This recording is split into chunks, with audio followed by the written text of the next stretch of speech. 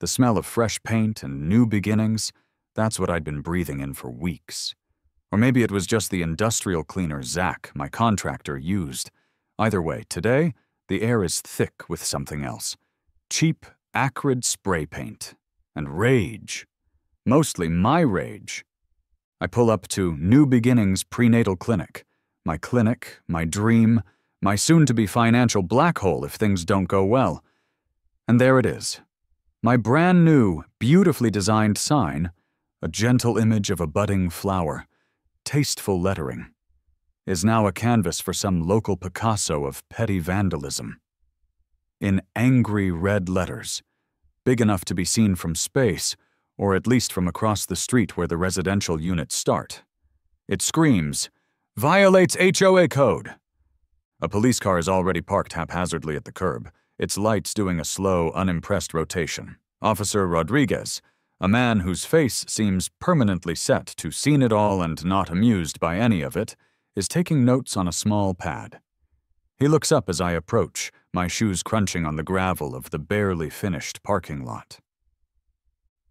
"Dr. Parker, I presume?" he asks, his voice as flat as the week-old soda I found in my car yesterday. "That's me," I say, gesturing vaguely at the artistic abomination. "And this is my sign, or was." My voice is tight. Years. I'd saved for years for this. Slogged through endless hospital shifts, the fluorescent lights burning my retinas, the constant beeping of machines a soundtrack to my exhaustion. All for this. To have my own practice, a place where I could offer care my way, a little more personal, a little less assembly line. "Got a call about a disturbance," Officer Rodriguez says, not looking up from his notes. "Sign defaced. Any idea who might have a problem with a prenatal clinic?" Besides the obvious lack of taste in font for their angry messages? I try for a joke. It falls flat, even to my own ears. "No clue. Grand opening isn't even until next week." This mixed commercial residential area was supposed to be perfect. A little strip of storefronts, a bakery, a dusty antique shop, a yoga studio, and now New Beginnings, with condos and townhouses fanning out behind us. I'd bought the lease on this building, a 2-story unit with the clinic downstairs and a small condo upstairs. Smart, right? Live above the shop. A doctor's dream. The renovation had taken months. Zach, a whirlwind of sawdust and surprisingly insightful life advice, had transformed the dilapidated former tax office into a calm, welcoming space. Soft blues, warm wood tones, art that didn't look like it came from a hospital surplus sale. We were this close. "Well," Officer Rodriguez says, snapping his notepad shut, "we'll file a report, probably just some kids." "Kids who know about HOA codes?" I raise an eyebrow. He gives a non-committal shrug. "You'd be surprised. Anyway, you'll want to get that cleaned up, or replaced." As he drives off, leaving me with the lingering scent of spray paint and injustice, I stare at the sign. It's not just paint. It's a declaration of war, and I haven't even met the enemy yet. I grab some cleaning supplies from the back of my car, always prepared. The doctor in me never sleeps. As I'm scrubbing, a shadow falls over me. I look up, squinting against the morning sun, into the face of a woman who looks like she was born with a clipboard in her hand and a complaint on her lips. She's probably in her early 50s, impeccably dressed in a sensible pantsuit, her blonde hair sculpted into a helmet that could withstand a Category 5 hurricane. "Good morning," she says, and her voice is exactly as I imagined. Crisp, authoritative, like a freshly starched collar. "I'm Patricia Wilcox, president of the Homeowners Association." "Ah, the enemy, I presume." "Dr. Ethan Parker," I say, offering a hand I then realize is covered in red paint residue. I wipe it on my jeans. "Owner of this?" I gesture to the clinic. "Yes, I'm aware," she says, her eyes flicking to the vandalized sign, then back to me, a flicker of something. Satisfaction? In their depths. I was the one who reported this. Eyesore to the authorities. I stopped scrubbing. You reported the sign, or you decorated it? Her lips purse. Certainly not. Vandalism is a crime. However, that sign is in clear violation of community standards. It's far too large, the colors are not approved, and, frankly, a medical clinic of this nature might not be appropriate for our community aesthetic. I can feel a headache starting behind my eyes. Mrs. Wilcox, with all due respect, this is a commercial property. It's not under HOA jurisdiction. I checked the zoning laws very carefully before I even signed the lease. All property within the Willow Creek development falls under HOA oversight for aesthetic and community standard purposes, she retorts, puffing up slightly. And I assure you, no approval was sought or granted for this sign or this business. It's a prenatal clinic, I say, trying to keep the sarcasm from dripping too heavily. We help bring babies into the world, generally considered a positive thing. That's neither here nor there, she dismisses with a wave of her hand. The point is, the sign is a violation, and you will be hearing from our legal counsel regarding its immediate removal and potential fines for every day it remains. She turns on her heel, her sensible shoes clicking with an air of finality on the pavement, and marches off, leaving me fuming. Well, that was fun, I mutter to the half-cleaned sign. Later that morning, I'm recounting the tale to Amara Johnson, my business partner and clinic administrator, the sanest person I know. She's unpacking boxes of speculums with the kind of calm zen usually reserved for monks. So she's a classic Karen, then? Amara asks, not missing a beat as she arranges medical supplies. The Queen of Karens, I confirm. Threatened me with lawyers, fines, the whole 9 yards. All because my sign is apparently offending her delicate sensibilities. Amara sighs, placing a box cutter down. Ethan, you know the smart play here is to take the high road. Maybe send her a nice letter. Explain the legal situation calmly. Offer to meet and discuss it? The high road?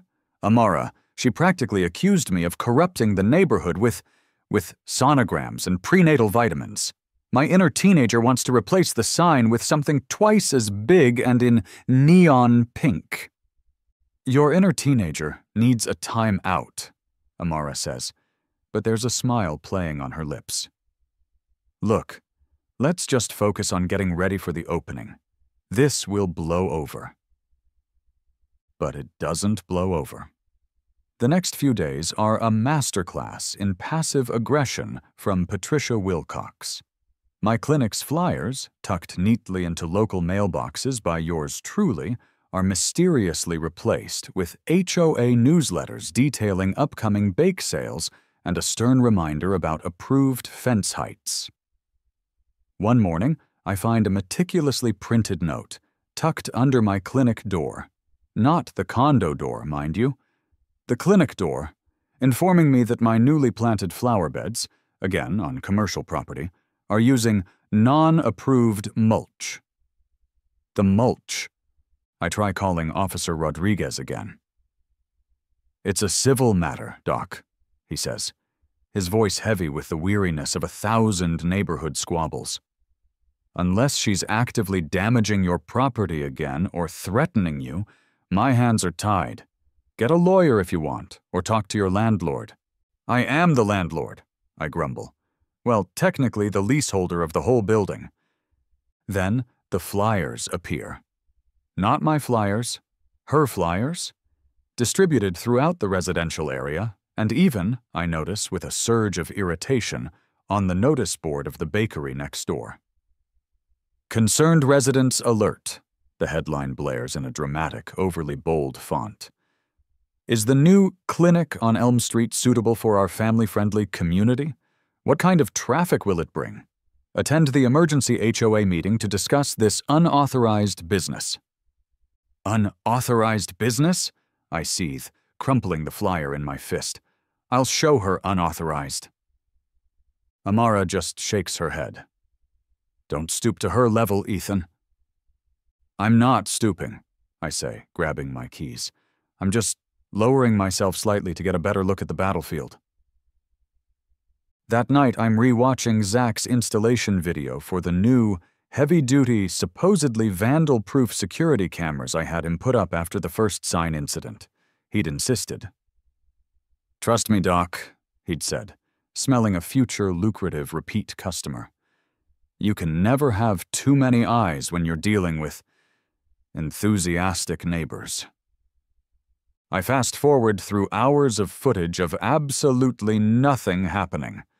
Then, around 2 a.m., a figure emerges from the shadows. Small, determined, and armed with, yep, another can of spray paint. It's Patricia. No hurricane-proof helmet this time, just a scarf pulled over her hair. But the determined set of her jaw is unmistakable, even in grainy night vision. She gives the new, even more expensive sign a thorough dousing. This time it's not just violates HOA code, it's a more personal, we don't want you here. A slow, grim smile spreads across my face. Gotcha. The next morning I'm practically humming as I walk into Officer Rodriguez's precinct, USB drive in hand. Morning, officer. Got a little something for your viewing pleasure. He sighs, the sound of a man who's seen too many cat-stuck-in-tree videos. Dr. Parker, please tell me this isn't about the mulch again. Even better, I say, barely able to contain my glee.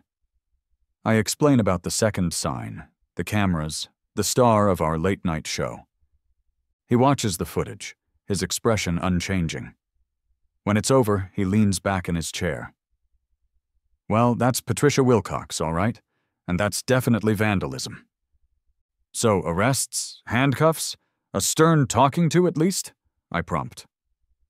I'll go have a word with Mrs. Wilcox, he says. Issue her a formal warning. Technically, since it's your property and she's defacing it, it's criminal mischief. But given her standing in the community and the, ongoing nature of this dispute, the DA will likely suggest mediation before pressing charges for a first offense like this. A warning? I deflate a little. She spray-painted my property twice. A formal warning goes on her record, Doctor. If it happens again, the consequences will be more severe. For now, this is the path of least resistance for everyone. He hands me back the USB. Maybe invest in a better cleaning solution. Patricia is, of course, unrepentant. When Officer Rodriguez pays her a visit, I imagine she lectures him on community standards and the proper procedure for filing complaints. She doesn't get charged, but the warning clearly stings. The HOA, however, is now officially involved. An emergency meeting is called. Topic: the New Beginnings Clinic and its flagrant disregard for, well, everything, according to Patricia. I decide to attend. As an observer, of course. Amara thinks I'm insane. You're just going to antagonize them, she warns. Knowledge is power, Amara, I reply, straightening my tie. And I want to know what kind of nonsense they're spouting. The HOA meeting is held in the community clubhouse, a sterile room that smells faintly of chlorine and shattered dreams. It's exactly as hilarious and horrifying as I imagined. About 20 residents are there, a mix of retirees, young families, and a few people who look like they got lost on their way to a more interesting event. Patricia, at the head of a long table, bangs a gavel with surprising force. Order! Order! We are here tonight to discuss a matter of grave concern to our community. She launches into a tirade about new beginnings. She doesn't mention the vandalism, of course. Instead, she paints a picture of a rogue business, a blight on their pristine suburban landscape. She talks about the type of people a prenatal clinic might attract. What type of people? I want to yell. Pregnant people? People who need medical care? One woman clutching a small, yappy dog pipes up. I heard they do procedures there. Is that true? It's a prenatal clinic, Mrs. Henderson, Patricia says patiently. They deal with pregnancies. She says the word pregnancies like it's a communicable disease. Another man, red-faced and jowly, slams his fist on the table. And the parking. It's already a nightmare on Elm Street. This is just going to make it worse. I listened to this for nearly an hour. Petty grievances, wild speculation, and a general air of NIMBYism so thick you could cut it with a speculum. Finally, Patricia opens the floor for community members to voice their concerns directly to the board. My hand shoots up. Patricia's eyes narrow. Dr. Parker, this is a meeting for community members, property owners and residents of Willow Creek. Actually, I say, standing up and pulling a folded document from my jacket pocket, about that. I can feel every eye in the room on me. This is the part I've been looking forward to. According to the master lease agreement for the building at 120 Elm Street, which, by the way, I hold, I pause for dramatic effect. The lease includes not only the commercial downstairs unit, but also residential unit 2B upstairs. I unfold the document with a flourish. Which means, Mrs. Wilcox, as a legal resident of Willow Creek, I am a community member, with voting rights. I smile sweetly.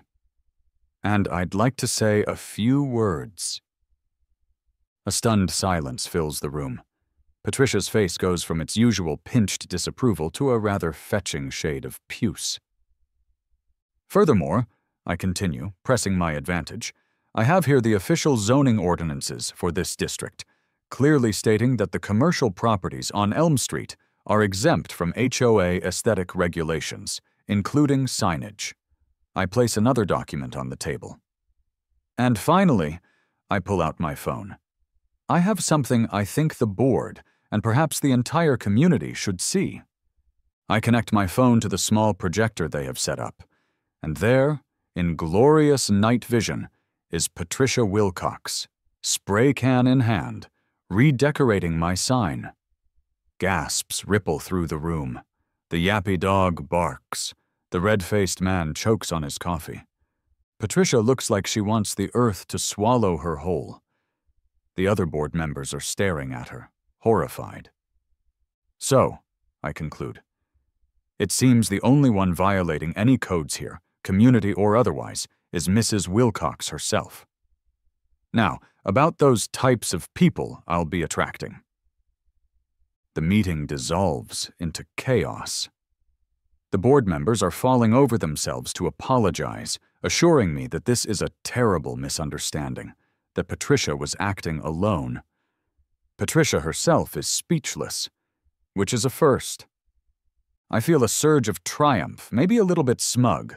Okay, a lot smug. After the meeting finally adjourns, most people scurry away, eager to gossip. I'm packing up my documents when a young woman approaches me. She's got kind eyes and a hesitant smile. Definitely not one of the pitchfork-wielding mob. Dr. Parker, she says, I just wanted to say that was pretty impressive. Thanks, I say, genuinely surprised. Ethan, please. Chelsea, she replies, offering her hand. I actually think a prenatal clinic is a great idea for the neighborhood. My sister just had a baby, and driving across town for appointments was a nightmare for her. We chat for a few minutes. She's easy to talk to, funny, and refreshingly normal after the HOA circus. There's an easy chemistry there, a spark that has nothing to do with faulty wiring or spray paint. So, Chelsea, I say, feeling a bit bold after my public victory. Since I'm technically a neighbor now, maybe you could show me the good coffee spots around here sometime? Her smile widens. I'd like that. She jots down her number on the back of one of Patricia's discarded, unauthorized business flyers. Irony is beautiful. It's only as I'm walking back to my car, feeling like I've won the battle and maybe even a small part of the war, that I see Chelsea talking to someone by the clubhouse entrance. It's Patricia Wilcox, her mother. Chelsea looks over, sees me, and her smile falters.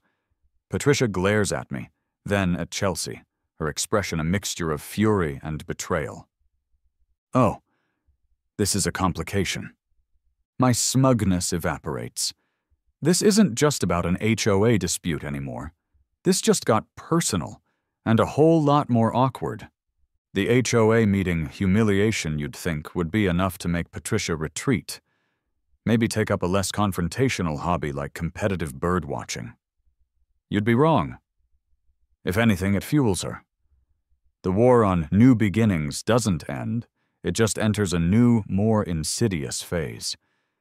She can't attack the sign anymore, not with the whole neighborhood having seen her artistic endeavors. So she changes tactics. Suddenly, city inspectors are at my door. First, it's the building code guy. He pores over Zach's meticulous renovation work, ruler and level in hand. He finds a few minor things, a handrail that's a 1/4 inch too low, an outlet cover plate that's cracked. "Gotta get these fixed, Doc," he says, not unkindly. "Or I can't sign off." Then it's the fire marshal, then someone from the health department, even though we're not serving food. Each visit means more paperwork, more time wasted, more little fixes that nibble away at my rapidly dwindling pre-opening budget. Patricia, I see, is a woman who knows how to work the system, how to weaponize bureaucracy. The grand opening is scheduled for Monday. On Saturday, as I'm trying to supervise the final touches, a last coat of paint here, a delivery of sterile supplies there. A small group of concerned citizens materializes on the sidewalk in front of the clinic. About 5 of them, holding hand-lettered signs. "Protect our property values," one reads. Another, rather confusingly, just says, "No more traffic." And leading the charge, megaphone in hand, is Patricia. "This clinic is a detriment to our peaceful community," she bellows, her voice tinny and distorted. It's not exactly a raging mob, more like a mildly disgruntled book club, but it's enough to make potential patients, or at least curious passers-by, give us a wide berth. "Seriously?" I mutter, watching from the window. Amara, ever the pragmatist, is already on the phone. "Yes, Officer Rodriguez. It's Amara Johnson from New Beginnings Clinic. Yes, again. Mrs. Wilcox is leading a protest. No, they're not blocking the entrance, just being loud." I call Zach. "Buddy, remember those minor code violations? I need them fixed. Like yesterday." "On it, Doc," Zach says. He arrives an hour later, tool belt slung low, an amused smirk on his face as he navigates past Patricia's picket people. "Quite the welcome wagon you got there," he observes, unpacking his tools. "She's relentless," I sigh, running a hand through my hair. I almost admire her tenacity. Almost. Zach gets to work on the handrail. "You know," he says, drilling a new pilot hole, "my ex-wife was a bit like that. Once she got an idea in her head, there was no stopping her. Drove me nuts. But you gotta find their weak spot, Doc. Everyone's got one." Patricia's weak spot seems to be a complete lack of understanding of commercial zoning laws, I grumble. "Nah, it's deeper than that," Zach says, pausing his work. He leans against the wall, suddenly philosophical. "People like that. They're not usually mad about the thing they say they're mad about. It's usually something else. Something they're scared of, or something they lost." He shrugs. "Or maybe she's just a pain in the ass. Could be that, too." He winks. "Want me to install some more cameras? Maybe one disguised as a garden gnome for her front lawn?" Tempting, Zach. Very tempting. I manage a small smile. "Just fix the rail for now, and maybe reinforce the door. At this rate, she'll be trying to ram it with her sensible sedan." He finishes the fixes with surprising speed, his earlier grumbling replaced by a focused efficiency. As he's packing up, He claps me on the shoulder. Don't let her get to you, Doc. You're doing a good thing here. Some people just can't see past their own picket fences. He then tells me about a client who insisted he re-tile an entire bathroom because the grout lines were, and I quote, emitting negative energy. It puts Patricia's mulch complaint into perspective. Slightly, opening day arrives. Monday morning. The protesters are back, though their numbers have dwindled to 3, including Patricia. They look a bit deflated, like balloons the day after a party. Amara has put up a tasteful "Welcome" banner, strategically obscuring their "No More Traffic" sign. Despite the sidewalk sideshow, the clinic opens. Our first few patients arrive, looking a little bewildered by the welcoming committee, but undeterred. Amara greets them with her unflappable calm. I put on my best reassuring doctor face, and the day actually starts to feel normal. Successful, even. We see a handful of new moms-to-be, perform a couple of first sonograms, answer a million questions. It's exhausting, exhilarating, exactly what I'd dreamed of. By late afternoon, the protesters have packed up their signs and retreated, probably to re-strategize. Amara and I are doing a final sweep of the clinic, a tired but satisfied feeling settling over us. We did it, I say, leaning against a reception desk. We actually did it. Don't get too cocky, Amara warns, but she's smiling. It's only day 1. That's when I go to wash my hands in the staff bathroom. I turn the faucet. Nothing. Not a drip. I try the sink in the exam room. Same thing. The kitchen. Bone dry. Amara, I call out, a knot of dread tightening in my stomach. Did you notice the water pressure being low today? No. Why? Because we don't have any water. A quick check of the main valve confirms it. It's closed, tightly, and it wasn't like that this morning. Patricia, it has to be. She couldn't stop the opening, so she shut off our water. It's petty, it's vindictive, it's actually kind of impressive in its sheer audacity. That woman is a menace, I explode. This is sabotage. I'm calling Rodriguez.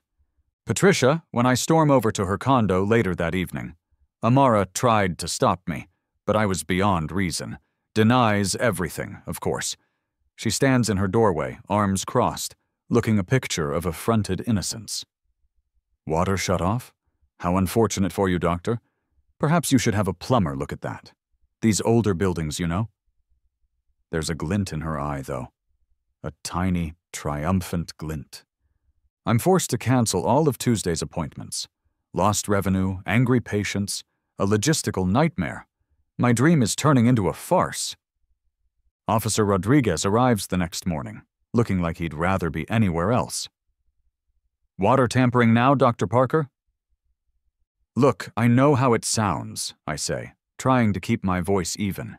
But she's the only one who would do this. We review the security footage. Again, hours of it. We see the last patient leave, Amara and me locking up. Then, nothing. No shadowy figures lurking near the water main, which, Zach helpfully points out, is in an unsecured access panel on the side of the building. Probably should have put a camera there too, Doc, he'd said when I called him in a panic. Hindsight is 20/20ths, and expensive. Then, around 10 p.m. on the footage, long after Patricia would have been tucked into her HOA-approved bed, a city utility truck pulls up. A worker gets out, fiddles with the panel for a few minutes, and drives off. Officer Rodriguez makes a call. Yeah, Mike Rodriguez, Middleton PD. Got a query about a water shutoff at 120 Elm Street last night. Uh-huh. Emergency repair? Main break down the street? Okay. Yeah, thanks. He hangs up, looks at me. Legitimate water main issue, Dr. Parker. They had to shut off the water to several buildings on this block to do an emergency repair. Notice should have gone out, but sometimes with emergencies. He shrugs. I feel like an idiot. A paranoid, accusatory idiot. I've been so focused on Patricia, so convinced of her villainy, that I jumped to the worst possible conclusion. "Oh," is all I can manage.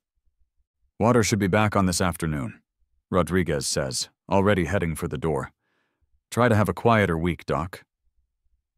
I stand there, in my waterless clinic, feeling a profound sense of guilt. I'd accused Patricia, albeit only to her face and to the long-suffering Officer Rodriguez, but in my head, I'd convicted her. And I was wrong. Maybe Zach was right. Maybe it wasn't about the thing I thought it was about. The guilt gnaws at me. I was so sure, so quick to blame Patricia for the water issue. It makes me reconsider everything. Not her vandalism, that was real, I have the footage, but the intensity of her campaign. Was it really just about a sign and community standards? My next encounter with Chelsea is awkward. I bump into her at the bakery next door a few days later. "Ethan, hi," she says, a little shyly. The spark is still there, but it's dampened by the invisible wall of her mother. "Chelsea, look, about your mom." "It's okay," she says quickly. She's passionate about the neighborhood. A diplomatic way of putting it. We make small talk. She asks how the clinic is doing now that we have water again. I tell her it's picking up, trying to sound more optimistic than I feel. Then, hesitantly, she says, "You know, my mom, she wasn't always like this. So, rigid about rules." I raise an eyebrow, curious. "What changed?" Chelsea sighs, stirring her coffee. "A long time ago, before I was born, actually, she and my dad were trying to have another baby. My older brother was still little. She had a really bad experience at a clinic, some kind of misdiagnosis, a procedure that went wrong. Anyway, she lost the baby and she couldn't have any more kids after that. It nearly broke her." I stare at her, stunned. Suddenly, Patricia's hostility, her almost visceral reaction to a prenatal clinic, starts to make a terrible kind of sense. It's not about aesthetics or property values. It's a trigger, a constant, painful reminder. "She never talks about it," Chelsea continues, her voice soft. "But I think anything to do with, well, with what you do, it just brings it all back for her. She sees it as a threat, somehow. Or maybe just something that caused her immense pain." I feel a fresh wave of guilt. Much stronger this time. I've been fighting a caricature, a Karen, not a woman wrestling with a decades-old trauma. My witty comebacks, my smug victory at the HOA meeting. It all feels cheap now. "Chelsea, I had no idea," I say, and I mean it. "Most people don't," she says with a sad smile. She hides it well under all the Patricia-ness. That evening, I tell Amara, "So all this time, I've been battling a wounded animal, not a villain." Amara listens patiently. "That explains a lot, Ethan, but it doesn't excuse her behavior. Vandalism is still vandalism, harassment is still harassment."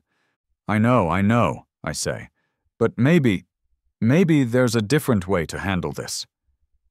"What are you thinking?" Amara asks, a note of caution in her voice. "I'm going to invite her for a tour of the clinic," I say. Amara chokes on her tea.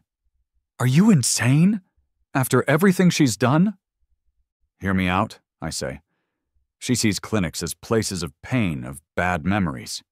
Maybe if she sees what we're actually doing here, the care we're providing, the positive atmosphere, maybe it could help. Or at least, maybe she'll see we're not the enemy." "Or maybe she'll bring a bigger can of spray paint," Amara mutters.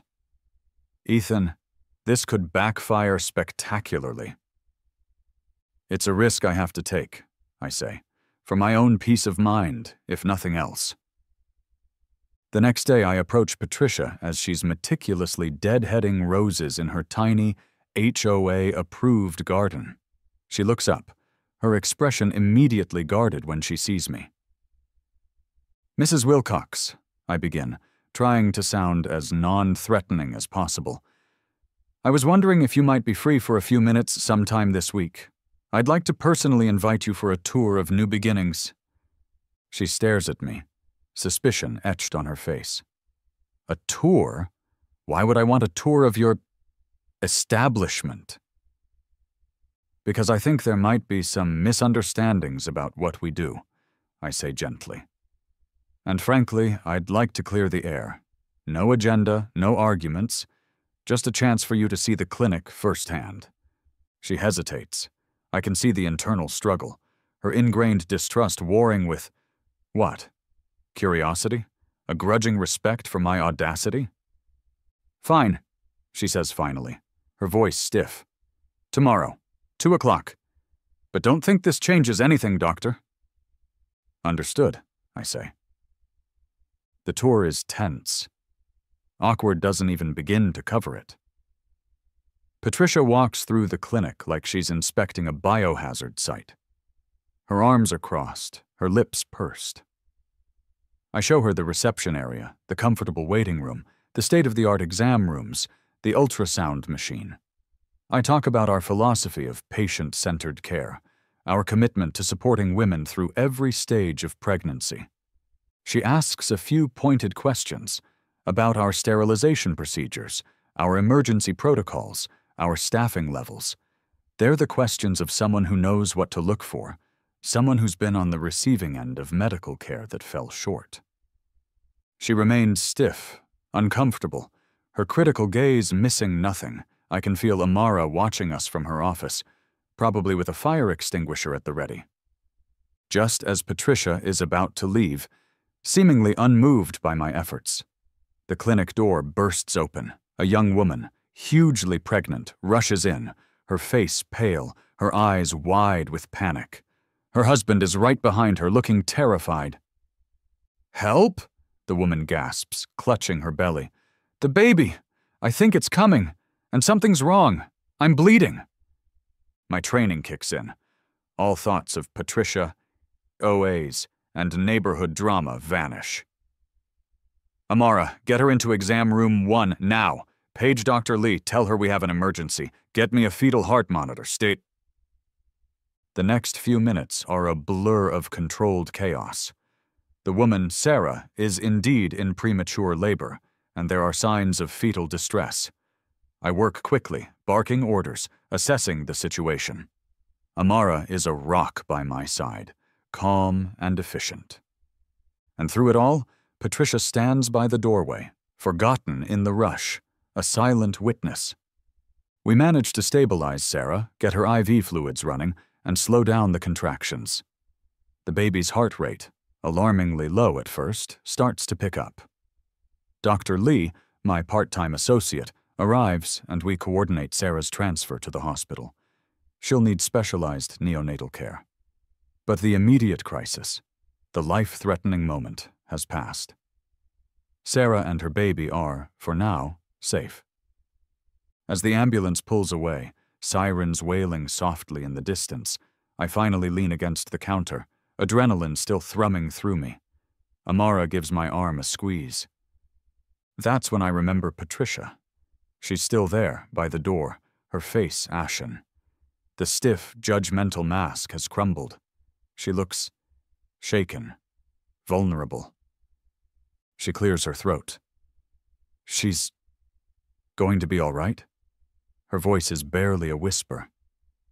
"I think so," I say, tired but relieved.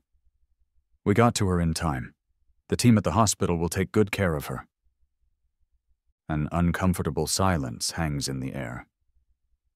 Then, Patricia says, so quietly I almost miss it. "This community, it needs a place like this." It's not an apology, not directly, but it's something, an admission, a crack in the armor. She looks at the sign on the wall, the New Beginnings logo. "That red paint, it's quite resilient, isn't it?"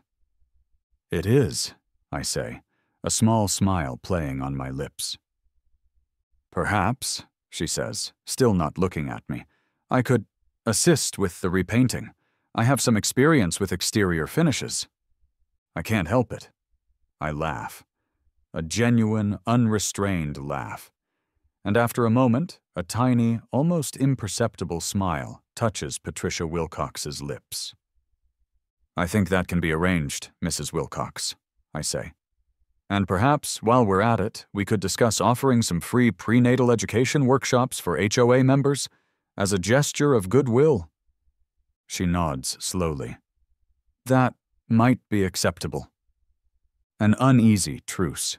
But it's a start. A new beginning, you might say. 6 months fly by. The clinic, New Beginnings, is not just surviving, it's thriving. Word has spread about the care we provide, the welcoming atmosphere. And, surprisingly, our most unexpected advocate is none other than Patricia Wilcox. She had made good on her offer to help repaint the sign. It was an afternoon of awkward pleasantries and shared paint rollers, but by the end, the sign looked better than new. Patricia, it turned out, had a remarkably steady hand and an encyclopedic knowledge of paint sealants. She's channeled her meticulous, rule-following energy into something productive.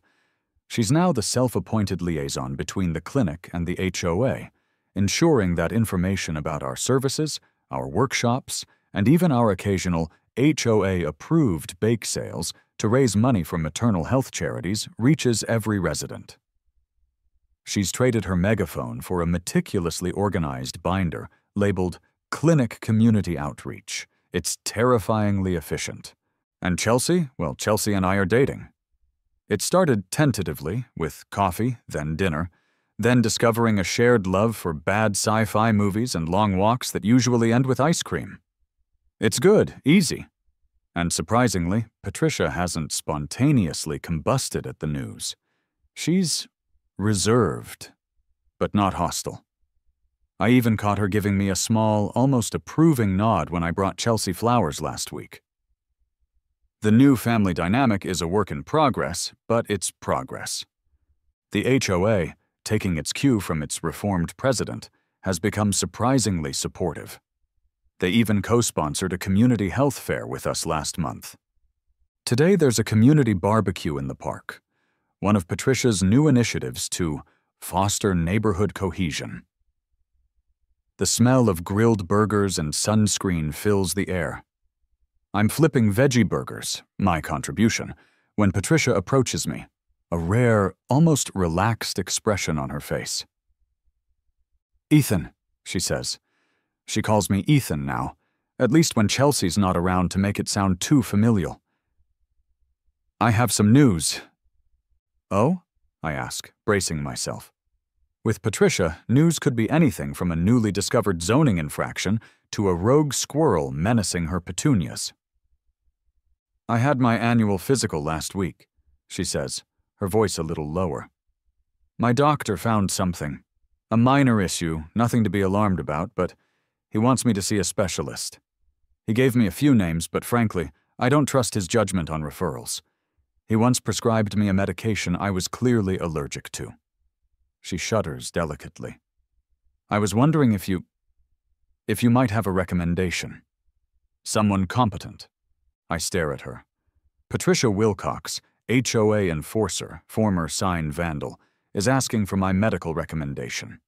Our relationship has truly evolved, from sworn enemies to reluctant respect, and now to patient-ish. "Of course, Patricia," I say, touched by her trust. "I know a few excellent people in that field. I can give you some names and make some calls if you like." "Thank you, Ethan," she says, a hint of genuine warmth in her voice. "I appreciate that." She pauses. Then a mischievous glint appears in her eye, the one I saw when she was denying knowledge of the water shutoff. "You know," she says, almost conspiratorially, "about that whole sign business, the commercial zoning." I raise an eyebrow. "What about it?" She leans in a little closer. "I knew all along the commercial spaces weren't technically under HOA jurisdiction for aesthetic rules." I almost drop my spatula. "You... what?" A small, wry smile plays on her lips. Oh, I read the bylaws, doctor. Very thoroughly. But I was the HOA president. I was used to getting my way. And once I'd committed to a position, it was rather difficult to back down. Pride, you know. She shrugs, a surprisingly casual gesture. Plus, your original sign was a tad large for my taste. I just stare at her, then I start to laugh. A deep, hearty laugh that makes a few people turn their heads. After a moment, Patricia joins in, a quiet, dignified chuckle, but a chuckle nonetheless. All those battles, the stress, the anger, and she knew. She just couldn't admit she was wrong. Or maybe, just maybe, she enjoyed the sport of it all a little too much. So, you're telling me, I say, wiping a tear from my eye, this whole drama, the flyers, the protests, it was partly just because you're stubborn? Principled, Ethan, she corrects, but her eyes are twinkling. Principled, and perhaps a little set in my ways. I shake my head, still chuckling. Some battles, I realize, you win not by fighting harder, but by outlasting the absurdity, or by accidentally saving a life in front of your adversary. That helps too. A few weeks later, Zach is back. We're not fixing code violations or installing emergency surveillance this time. We're putting up a new sign. Not because the old one was damaged, but because we're celebrating our first anniversary. New Beginnings Prenatal Clinic. 1 year of welcoming little miracles. It's slightly smaller than the original, a subtle nod to Patricia's lingering aesthetic preferences, but just as bright. As Zach tightens the last bolt, a car drives by. A sensible sedan. It honks. Patricia Wilcox waves from the driver's seat, a wide, genuine smile on her face, and gives a thumbs up. Zach whistles. Well, look at that. Miracles do happen, eh, Doc? Sometimes, Zach, I say, smiling back. Sometimes your worst enemies really do become your most unlikely allies. Later that afternoon, we have a small celebration outside the clinic. Amara, Zach, a few of our first patients with their new babies, and, of course, Chelsea, holding my hand. Patricia arrives, carrying a meticulously frosted cake. For the clinic, she announces. Low sugar, of course. Approved ingredients only. I grab my camera. All right, everyone, anniversary photo. I set the timer and dash back to join the group. I sling one arm around Chelsea, the other around Patricia. She stiffens for a moment, then actually leans in slightly. The camera flashes. New beginnings. It really was, for all of us.